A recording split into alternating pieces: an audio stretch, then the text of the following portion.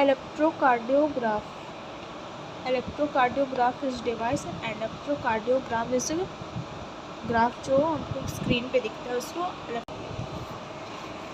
And PQRS-T wave होता है। तो P वेव में डिपोलराइजेशन होती है एट्रिया के, जिससे एट्रिया से स्टोर करता है, एंड QRS वेव में वेंट्रिकुलर का डिपोलराइजेशन होता है जिससे वेंट्रिकुलर से स्टोर करता है।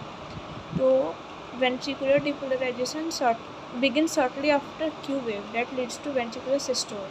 ओके, तो ये NCERT की लाइन है। एंड T वेव में ये रिप्रेजेंट करता है कि वेंट्रिकल वापस से अपने नॉर्मल रिलैक्स स्टेट में आ गया, जिससे रिपोलराइजेशन वेंट्रिकल कह सकते हैं। And end of T wave जहाँ पे ख़त्म होता है वो एंड दिखाता है वेंट्रिकुलर सिस्टोल का। That's it.